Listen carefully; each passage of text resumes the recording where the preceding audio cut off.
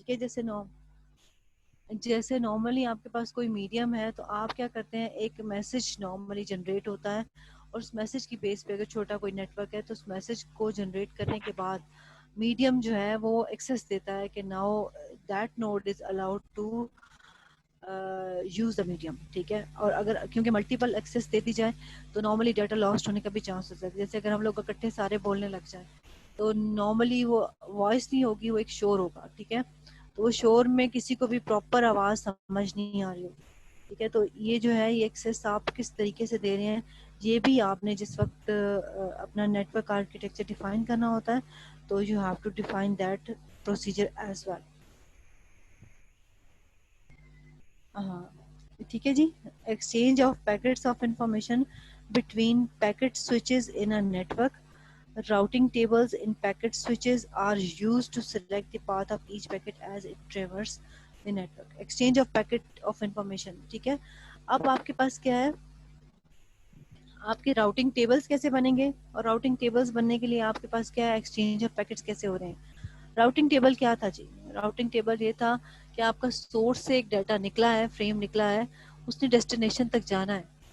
तो क्या आप डायरेक्टली एक रूट जो है वो फॉलो करेंगे सारे जितने भी आपके पास फ्रेम्स आ रहे हैं उनके लिए, या आप मल्टीपल अलाउ कर रहे हैं कि वो किसी भी रास्ते से जा सकते हैं। लाइक आप अपने घर से निकले हैं, आपने अपनी यूनिवर्सिटी जाना है, आपके पास एक से ज्यादा रास्ते हैं यूनिवर्सिटी जाने के लिए। ठीक है। मल्टीपल वेज है। अब आप जो है वो देयर इज अ पॉसिबिलिटी कि आप जो है वो थोड़ा सा आगे गए हैं, आपने जो है सपोज आप फैजाबाद तक पहुंचे हैं और आपने कहा जी यहाँ तक तो रास्ता क्लियर है, आगे रास्ता क्लियर नहीं है, तो आप ऑल्टरनेट पाथ जो है वो अलाउ कर दें। ठीक है। तो क्या आपने ये ऑल्टरनेट पाथ अलाउ किया है या नहीं किया। जब आप नेटवर्क आर्किटेक्चर डिफाइन कर रहे होते हैं तो ये चीजें आपने उस वक्त देखनी होती हैं कि क्या आप एक वेल डिफाइन, लाइक आप घर से निकले, आपने डिफाइन कर लिया कि मैंने यही रास्ता हर सूरत में जो है वो फॉलो करना है, चाहे इस रास्ते पे रश होता है, चाहे ये रास्ता ब्लॉक होता है, मैं इन्हें यही रास्ता फॉलो करना है। क्या आपने ये एक टेक्निक यूज करनी है, या आपने ये कहना है कि जनाब ये स्टैटिक राउटिंग राउटिंग होती है कि आप घर से डिफाइन करके निकलेंगे जी मैंने यही रास्ता फॉलो करना है चाहे कुछ भी हो जाए। और आपकी जो है डायनामिक राउटिंग क्या होगी कि आपने कहा जी मैं यहाँ से नेक्स्ट स्टॉप तक चलना है, मैंने अगर आगे रश नहीं हुआ तो उससे नेक्स्ट पे चले जाएंगे, अगर रश हुआ तो जो भी अल्टरनेट पाथ समझ में आएगा, आपको लगेगा यार रश नहीं है, आप उस पाथ पे हो जाएंगे। ठीक है। तो this is called the dynamic routing कि आप जो है नेक्स्ट एडजेसेंट जो भी आपके पास इक्विपमेंट होता है, जो भी नोड आपके पास होता है, आप उस तक जो है वो ट्रेवल करते हैं। और उसके बाद आपके पास क्या होता है कि नेक्स्ट आप फिर दोबारा राउटिंग टेबल जो है वो डिफाइन करते हैं। तो हर राउटर के ऊपर आपके पास जो इंटेलिजेंट डिवाइस लगा हुआ होता है वो रूट जो है वो फिर वेल डिफाइन करता है कि ये रूट इस वक्त जो है वो फ्री है, आप इस रूट को फॉलो करें। ठीक है। तो ये आपने डिफाइन करना होता है कि आपके पास जो है क्या वो राउटिंग टेबल जो है वो डायनेमिक होगा या स्टैटिक होगा। ठीक है जी। तो आपके exchange of packets of information कैसे होगी। ठीक है। आपके पास जो है किसी भी नेटवर्क में आप जो पैकेट बना रहे हैं वो ऑब्वियसली रूट्स डिफाइन होंगे, तो उन्हीं रूट को फॉलो करते हुए वो पैकेट जो है एक जगह से दूसरी जगह तक ट्रैवल करेगा। ठीक है। तो ये आपने रूट भी डिफाइन करने की टेक्निक जो है वो पहले से फाइनलाइज करनी होती है। आपने एक्सेस कैसे करना है मीडियम को वो आपने डिफाइन करना होता है। आपके पास जो फ्रेम्स है उसके अंदर कौन कौन सी इंफॉर्मेशन होगी वो आपके पास होगी, कैसे आप एक्सेस करेंगे। फिर उसके बाद डिजिटल ट्रांसमिशन लाइंस कौन कौन सी हैं। ठीक है। फिर आप पैकेट्स को किस तरीके से एक्सचेंज कर रहे हैं ये भी आपके पास जो है वो इंफॉर्मेशन होनी चाहिए। उसके बाद आपके पास नेक्स्ट देखते हैं जी कौन सी चीज आपके पास होनी चाहिए। ठीक है। उसके बाद आपके पास dynamic calculation of routing tables. ये भी अभी मैंने आपको बताया कि आपके पास at the packet switches in response to change in network traffic and topology. अच्छा जी, अगर आपके आपके पास ब्लॉकेज आ जाती है, ठीक है, ब्लॉकेज आ जाती है तो आप डायनामिक राउटिंग कैसे करेंगे।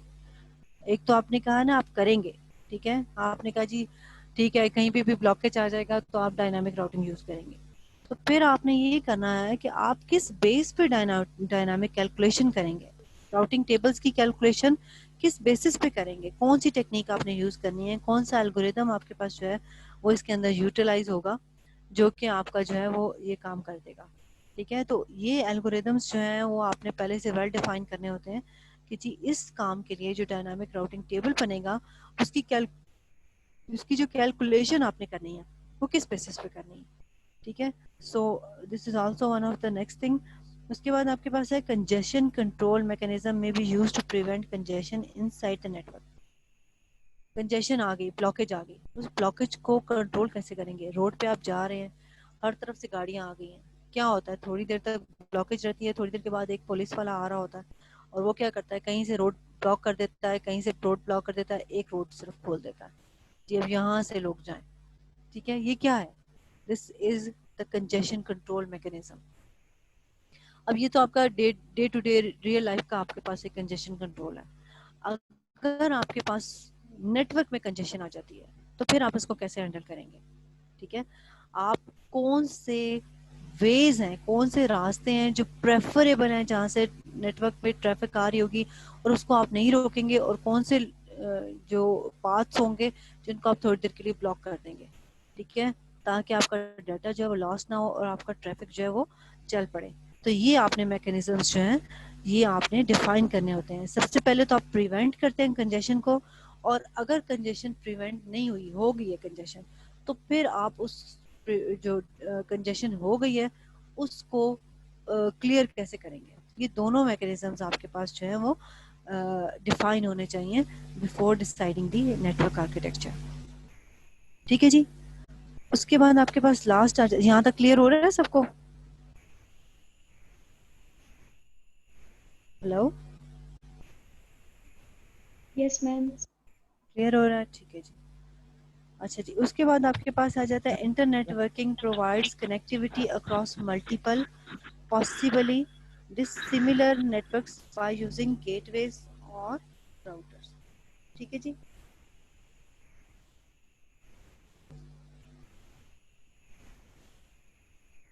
ठीक है जी, इंटरनेटवर्किंग प्रोवाइड्स कनेक्टिविटी। ठीक है, अब आपके पास आपने नेटवर्किंग की, अब आपके पास डिसिमिलर नेटवर्क्स आ रहे हैं। इंटरनेटवर्किंग का मतलब ये होता है कि आप जो नेटवर्क्स हैं उनके अंदर तो आप मैंने एक नेटवर्क बनाया, उसका आर्किटेक्चर भी सेम है, की टोपोलॉजी भी सेम है, तो आपने क्या किया कि उसके अंदर तो आपने एक्सचेंज ऑफ डाटा कर लिया। लेकिन अगर आपने यही नेटवर्क बाहर किसी और नेटवर्क के साथ इसकी कनेक्टिविटी करवानी है, तो वो जो कनेक्टिविटी है वो किस तरह से आप करवाएंगे। वो नेटवर्क जो दूसरा नेटवर्क है वो उस ये दोनों नेटवर्क्स आपस में सिमिलर नहीं है, दोनों के प्रोटोकॉल सिमिलर नहीं है, दोनों की टोपोलॉजी सिमिलर नहीं है, तो फिर आप आपस में जो है वो कनेक्टिविटी किस बेसिस पे करवाएंगे। क्या आप गेटवेज यूज करेंगे या आप राउटर से ही काम चलाएंगे। ठीक है, तो इट डिपेंड्स कि आपके पास कितनी जो है वो कनेक्टिविटी स्ट्रेंथ देनी है आपने। ठीक है, उसके बाद आपके पास आता है segmentation and reassembly of message into packets at the ingress of ingress to and egress from the network। ठीक है, end to end error recovery mechanism to ensure reliable transfer across the network or networking। बस थोड़ा सा इसको मैं बड़ा कर लूँ ना, नजर नहीं आता। अच्छा जी, segmentation and reassembly of message. Segmentation क्या होती है, आपके पास एक पूरा पेज है, ये पेज कभी भी आपके पास जो है वो एज अ पेज नहीं जाता, इसको प्रॉपर पीसेस में कन्वर्ट किया जाता है। ठीक है, जब आप पीसेस में कन्वर्ट करेंगे वो क्या होगा, सेगमेंट्स बनेंगे, उसके प्रॉपर छोटे छोटे से पीसेस बनेंगे। अब आपको कैसे पता है कि ये पीस जो है वो ये इसी जगह पे आएगा और ये दूसरा पीस जो है वो सेकंड नंबर पे आएगा। बेसिकली ये आपने सेगमेंटेशन करनी है और फिर उसकी रीअसेंबली करनी है। तो इसके लिए नॉर्मली आपके पास सीक्वेंस नंबर्स होते हैं। ठीक है, आप उसके डायगोनल्स जो भी उसके कोऑर्डिनेट्स होते हैं वो आप उसे डिफाइन करके देते हैं, और आपके पास ये चीज़ जो है जो आप इसको प्रॉपरली कट डाउन करते हैं, this is called the segmentation, और दोबारा इसको इकट्ठा करते हैं तो this is called the reassembly of the message. ठीक है, तो आपने ये किस बेसिस पे करनी है, कौन सी टेक्निक आपने यूज करनी है, उसके साथ कौन कौन सी इंफॉर्मेशन आपको चाहिए होगी विच शुड बी देयर, तो ये segmentation and reassembly of message जो है ये इनटू पैकेट्स जो है वो आपने किस बेसिस पे करनी है, ठीक है। फिर आपके पास आता है next end to end error recovery mechanism to ensure reliable transfer, ठीक है।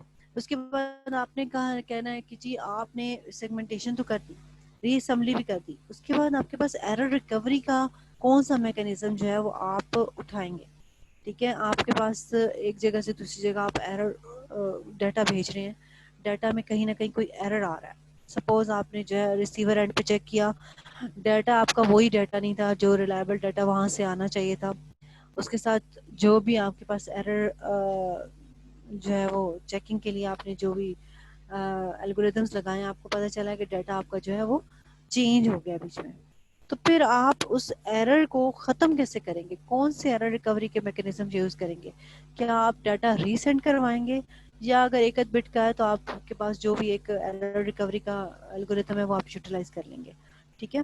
तो ये आपके पास जो है ये आपने पहले से डिफाइन कर लेना होता है। अच्छा, a multiplicity of applications that built on the transfer of messages between computers. Multiplicity of applications, multiplicity of application का मतलब ये है one two one message generation, ठीक है। आपके पास एक मैसेज आ रहा है, सपोज यहाँ पे अगर मैं जूम पे कॉल कर रही हूँ, आपसे बात कर रही हूँ, तो आप भी जूम पे ही मेरा मैसेज जो है, मेरी आवाज़ जो है वो सुन सकते हैं। इट डजंट मीन कि मैं अगर आपके पास यहाँ पे जूम पे हमारी मीटिंग चल रही है और आप वहाँ पे जो है वो सुने, वो व्हाट्सएप पे सुन लें या किसी और मैसेंजर पे आप सुन रहे हैं, किसी और मीटिंग आईडी पे आप सुन रहे हैं, तो ये नहीं पॉसिबल, ठीक है जी। तो ये आपके पास जो मल्टीप्लिसिटी ऑफ एप्लीकेशन है कि एक डाटा जिस एप्लीकेशन से भेजा जाएगा उसी एप्लीकेशन के ऊपर वो डाटा दूसरी जगह रिसीव होगा, तो this is called multiplicity of applications, ठीक है। जब आप डाटा ट्रांसफर करते हैं तो ये इस तरह से होता है, ठीक है जी, ठीक है।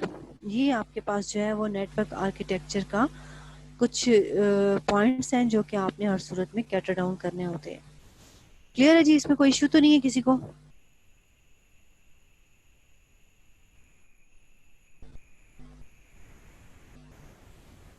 किसी को कोई प्रॉब्लम तो नहीं है जी, मुझे बता दें ताकि मैं आगे चलूं फिर। नो मैम, नहीं है। क्लियर है, चलें जी आगे चलते हैं। मॉड्यूलेशन एंड डीमॉड्यूलेशन, ठीक है जी। आपके पास है modulation and demodulation. Modulation and demodulation क्या होती है जी? मॉड्यूलेशन एंड डीमॉड्यूलेशन बेसिकली आप क्या करते हैं, डाटा ट्रांसफर करते हैं from one location to other location, ठीक है, ठीक है। अब आपके पास क्या है कि डायरेक्ट कनेक्शन नहीं होता, आपने टेलीफोन सिस्टम्स यूज़ किया हुआ है या आपने एक जगह से डाटा जब दूसरी जगह भेजना है तो आपके कंप्यूटर जो है वो डिजिटल इक्विपमेंट है, वहाँ से डाटा जब निकलेगा तो एनालॉग में कन्वर्जन होगी, एनालॉग से डाटा जब आगे किसी भी दोबारा रिसीवर एंड पे पहुंचेगा डिजिटल इक्विपमेंट में, तो वहाँ से दोबारा इसकी कन्वर्जन होगी इनटू डिजिटल सिग्नल, ठीक है। तो ये जो कन्वर्जन होती है this is basically called modulation and demodulation, ठीक है। अब ये देखें यहाँ पे है आपके पास ये पीसी है, इसमें से आपके पास डाटा निकला है, ये डिजिटल सिग्नल निकला है, ये मॉडेम में गया है, मॉडेम ने क्या किया है, मॉडेम ने इसको कन्वर्ट किया इन एनालॉग सिस्टम, इन एनालॉग सिग्नल। अब एनालॉग में ये आपके पास डिजिटल सिग्नल था, मॉडेम ने इसको एनालॉग में कन्वर्ट किया है और अब आप किसी भी फ़ोन पे बात कर सकते हैं, ठीक है। सेम वाइस वर्सा आपके पास फ़ोन से आपके पास जो है वो एनालॉग सिग्नल जनरेट हुआ है, मॉडेम के पास आया और मॉडेम ने इसको कन्वर्ट किया है इनटू डिजिटल सिग्नल्स। इसी तरह से हम लोगों ने लेयर्स में भी ये बात की थी कि आपके पास फिजिकल लेयर जो होती है वो जो है वो एनालॉग को डिजिटल और डिजिटल को एनालॉग में कन्वर्जन करती है, क्योंकि जब भी आप डाटा ट्रांसफ़र करते हैं तो आपके पास डाटा जो है वो एनालॉग की शक्ल में जो है वो ट्रांसफ़र होता है, डिजिटल की फॉर्मेट में आपका डाटा जो है वो ट्रांसफ़र नहीं होता, ठीक है जी। तो ये आपके पास कहलाती है मॉड्यूलेशन, ठीक है। अब there is two type of modulation, यहाँ तक क्लियर हो गया जी? ये सारा रीड आउट कर लीजिएगा, इफेक्टिव बैंडविड्थ और जिसके जो भी है, ठीक है जी, मॉडल्स वगैरह आते हैं। अच्छा, इसमें आपके पास डिजिटल टू एनालॉग कन्वर्जन है। डिजिटल टू एनालॉग कन्वर्जन जो है उसमें आपके पास 3 टाइप्स की जो है वो कन्वर्जन आप पॉसिबल कर सकते हैं कि आपके पास जो है वो कैसे हो सकती है। अभी हम लोगों ने पिछले लेक्चर्स में फ्रीक्वेंसी, एम्पलीट्यूड और फेज जो है वो पढ़ा है। ठीक है, तो आपके पास एक तो मॉड्यूलेशन ये है कि आप फ्रीक्वेंसी की शिफ्टिंग कर लें। फ्रीक्वेंसी मॉड्यूलेशन क्या है, आल्सो कॉल्ड फ्रीक्वेंसी शिफ्ट की। assigns a digital 0 to 1 analog frequency and 1 to analog. The frequency of the signal during each bit duration is constant and its value depends on the bit 0 or 1. Both peak amplitude and phase remains constant. ठीक है जी, अब आपके पास frequency क्या है? Frequency क्या थी जी? Frequency क्या थी हम लोगों ने पढ़ी है, कोई बताएगा?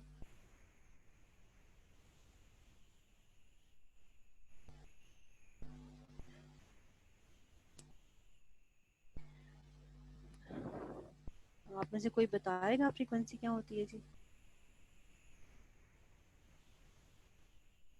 एनीवन?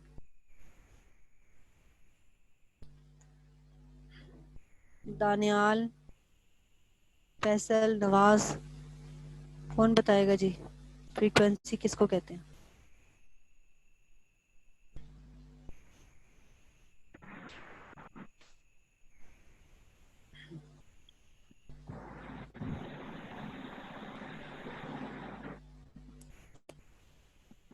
जी, किसी ने नहीं बताना?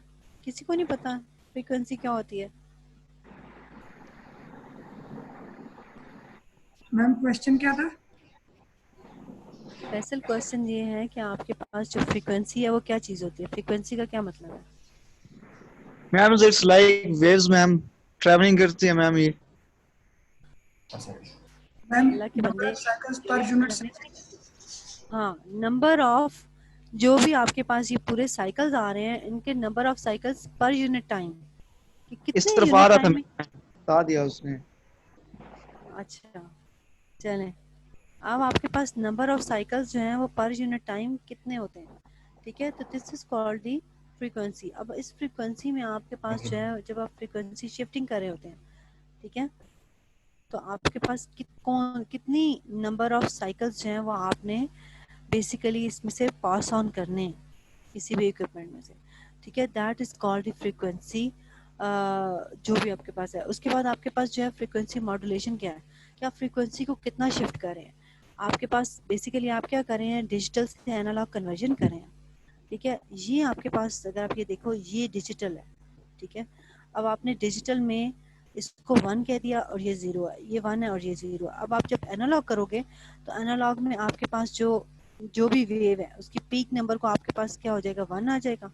और जब ये नीचे जा रही है ये वेव, यहाँ पे ये साइकिल इंटर हो रहा है, तो आपके पास ये 0 के फॉर्म में आ जाएगा। This is called the frequency modulation, कि आप फ्रीक्वेंसी की बेस पे कि कितने ज़्यादा साइकिल्स जो है वो आगे जाएंगे। अब इसमें आप देखो, एम्पलीट्यूड इसका फिक्स है और फेज भी फिक्स है इसका। ये यहाँ से स्टार्ट हुआ था, ये यहीं से स्टार्ट हो रहा है इसका साइकिल। एम्पलीट्यूड आप देख लो, इसका मैक्सिमम कहीं पे भी चेंज नहीं हो रहा। ठीक है ना, आपके पास पॉजिटिव में चेंज हो रहा है ना नेगेटिव में चेंज हो रहा है। एम्पलीट्यूड भी फिक्स है और फेज भी फिक्स है। फ्रीक्वेंसी चेंज हो रही है, यहाँ पे आपने उसे तेजी से भेजा, फिर आपने थोड़ा सा गैप दिया यहाँ पे, फिर आपने फ्रीक्वेंसी की चेक की। ठीक है, तो इट डिपेंड्स कि आप कितनी तेजी से कितने साइकिल्स जो हैं वो पास ऑन कर रहे हैं, उसकी बेसिस पे आपका जो है वो डिजिटल से एनालॉग में कन्वर्जन होती है। ठीक है जी, ठीक है, ठीक है जी। तो ये आपके पास कहलाती है फ्रीक्वेंसी शिफ्ट, कि आप किस तरीके से both peak amplitude and phase remains constant schematically shows frequency. ये फ्रीक्वेंसी मॉड्यूलेशन है आपके पास, कि आप फ्रीक्वेंसी को जो है वो चेंज करें, शिफ्ट करें। यहाँ पे भी अब देखिए, यहाँ पे एक सीक्वेंस में आ रही थी, यहाँ पे आपने पहले एकदम से साइकिल्स भेजी, फिर इसको स्टॉप किया, फिर आपने किसी बेस पे भेजी, फिर आपके पास ये वाली, इस तरह से आपके पास ये फ्रिक्वेंसीज जो हैं वो डिफरेंट हो रही हैं, शिफ्ट कर रहे हैं आप। तो उसकी बेसिस पे आप एनालॉग से सॉरी डिजिटल से एनालॉग में कन्वर्जन कर रहे हैं। जब हम एम्पलीट्यूड की बात करते हैं, अब आप देखो यहाँ पे एम्पलीट्यूड किस तरह से चेंज हो रहा है। ये देखो, अब आपके पास क्या है, आपके पास एम्पलीट्यूड मॉड्यूलेशन में क्या होगा, एम्पलीट्यूड की शिफ्टिंग होगी. Is similar to frequency shift keying. The strength of the carrier signal is varied to represent binary 1 or 0. Both frequency and phase remains constant while the amplitude changes. अब आप देख रहे हो इसकी फ्रीक्वेंसी नहीं change हो रही, यहाँ पे फ्रीक्वेंसी चेंज हो रही थी पहले. यहाँ पे अलग आपके पास जो है वो नंबर ऑफ साइकिल गए, यहाँ पे अलग है, यहाँ पे अलग है, यहाँ डिफरेंट जा रहे हैं नंबर ऑफ साइकिल्स. तो ये फ्रीक्वेंसी की शिफ्टिंग हो रही है. यहाँ पे फ्रीक्वेंसी शिफ्ट नहीं हो रही है. आप देख रहे हो पूरा साइकिल 2 साइकिल्स जा रहे हैं, तो 2 साइकिल्स ही जा रहे हैं आपके पास. ठीक है, जब भी आपके पास 0 से 1 हो रहा है, ये 1 है आपके पास, फिर आपके पास आगे 0 आया, तो 0 को आपने जो है यहाँ पे कुछ भी सिग्नल जनरेट नहीं किया. आगे आपके पास फिर 1 आ रहा है, तो आप फिर दोबारा एक सिग्नल जनरेट करें. फिर 0 पे सिग्नल जनरेट नहीं हो रहा, फिर आप 1 पे सिग्नल जनरेट हो रहे हैं. ये 0 0 है. डाटा आपके पास क्या है, 1 0 1 0 0 एंड 1. ठीक है, तो ये आपके पास जो है बेसिकली क्या हो रहा है, आप एम्पलीट्यूड को शिफ्ट कर रहे हैं. पहले आपका एम्पलीट्यूड कम था इसका, आपने इसका एम्पलीट्यूड ज़्यादा किया है, बिगर किया.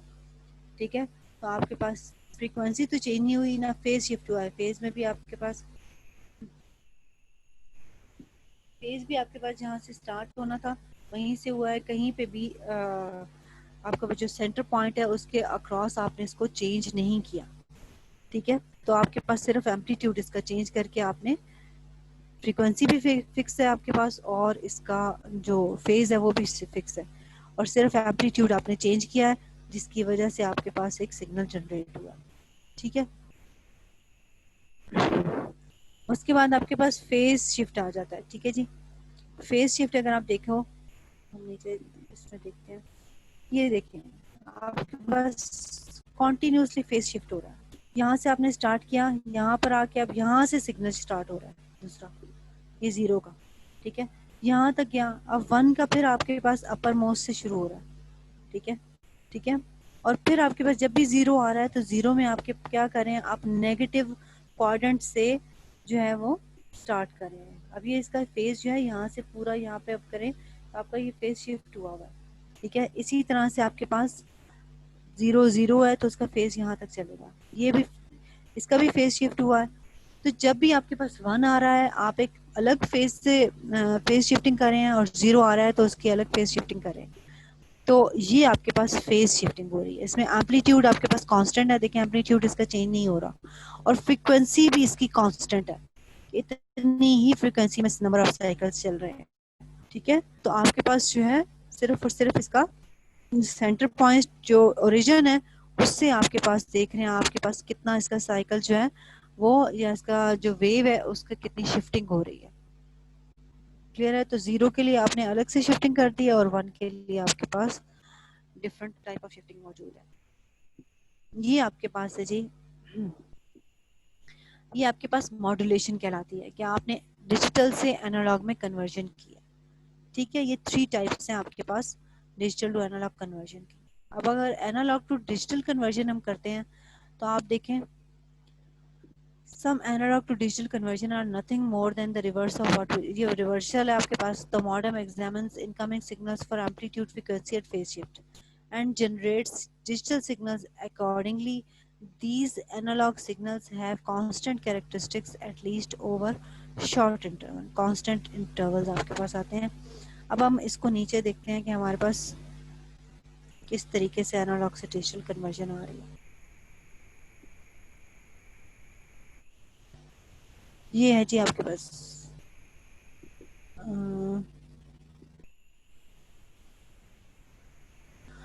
ठीक है,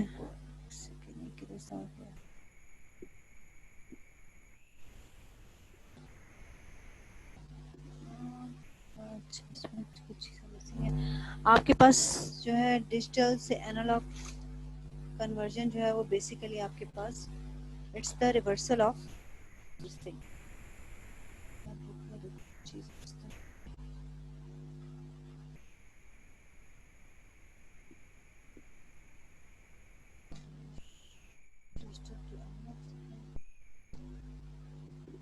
ठीक है, इसमें सिर्फ उसने इतना ही बताया कि एनालॉग टू डिजिटल कन्वर्जन है. तो ये आपके पास it is basically the reversal of the reversal of the digital to analogue conversion. ठीक है, इसमें आपने सिर्फ फ्रीक्वेंसीज को चेक करना होता है। वही फ्रीक्वेंसीज आपके पास जो है, जैसे ये आपके पास 1 आ रहा है, आप इसको 1 में कर रहे हैं तो आपके पास डिजिटल में ही क्या आ जाएगा, ये 1 आ जाएगा। और 1 आपके पास क्या है, पीक पॉइंट आ जाता है। इसी तरह से 0 है, 0 आपके पास जो है वो लोअर मोस्ट पॉइंट आ जाता है। तो आप एक डिजिटल सिग्नल से जनरेट करवा लेते हैं। ठीक है जी, ये आपके पास है मॉड्यूलेशन एंड डी मॉड्यूलेशन। ठीक है जी, अब हम देखते हैं नीचे कि आपके पास जो है वो ट्रांसमिशंस जो हैं वो कौन कौन सी होती हैं। तो ट्रांसमिशन मोड हम लोगों ने पहले पढ़ा था। ट्रांसमिशन मोड आपके पास कौन कौन से हैं, सिंप्लेक्स है, हाफ डुप्लेक्स है एंड फुल डुप्लेक्स है। ठीक है जी, तो आपके पास जो है वो सिंप्लेक्स मोड क्या था कि जिसमें आप सिर्फ और सिर्फ डाटा जो है वो 1 वे ट्रैफिक की तरह जा रहा होता है, कि जैसे मैं अगर बोल रही हूँ तो मैं ही बोल रही हूँ, आपकी तरफ से मुझे कोई जवाब ना मिले या आप बोल ही ना सकें, आपको अलाउ ही ना हो। इसमें आपके पास सिंपल एग्जांपल अगर आप देखें तो आपके पास टीवी की, रेडियो की एग्जांपल आपके पास आती है कि आपके पास क्या है कि आपके पास सिर्फ ट्रांसमिशन आ रही है, आप फीडबैक नहीं दे सकते उसे, आप जवाब नहीं दे सकते। ठीक है, आपके पास जो ट्रांसमिशन आएगी आप सिर्फ उसको एज इट इज़ रिसीव कर सकते हैं। तो this is the simplex mode. ठीक है, हाफ डुप्लेक्स में आपके पास क्या आता है, you can communicate but not at the same time. आप जैसे वॉकी टॉकी है, उसमें आपके पास क्या है, आप बात कर सकते हैं, दोनों तरफ से मैसेज आ सकता है, जा सकता है, रिसीवर भी है और जो है वो आप सेंडर भी हैं, but not at the same time. ठीक है, तो आपके पास क्या है कि आप डाटा सेंड भी कर सकते हैं और रिसीव भी कर सकते हैं। जैसे वॉकी टॉकी में आपके पास कोई की पॉइंट होता है, आप कहते हैं ओवर, तो उसके बाद क्या होता है कि दूसरी तरफ से वो एक मैसेज जनरेट होता है कि now you are allowed to send data on the transmission line. ठीक है, तो अब आपके पास दो तरह, इसी तरह से फुल डुप्लेक्स होता है। फुल डुप्लेक्स में जैसे हम लोग अभी बात कर रहे हैं, आपकी तरफ से कोई अगर वॉइस आएगी तो वो मेरे पास भी आएगी और मेरी तरफ से जो भी वॉइस है वो सेम टाइम पे आपकी तरफ जा सकती है। जैसे फ़ोन पे हम बात करते हैं तो बैक एंड पे जो भी आवाज़ें होती हैं सेम टाइम पे ट्रांसमिशन हो रही होती है उनकी। ठीक है, तो इसमें आपके पास क्या है, इसमें आपके पास जो मोड है वो तो आपने डिफाइन कर लिया। अब दो कैटेगरीज हैं ट्रांसमिशन की, there are two categories of transmission. एक आपके पास है parallel transmission and the other one is the serial transmission. अगर आप यहाँ पे देखें तो आपके पास जो है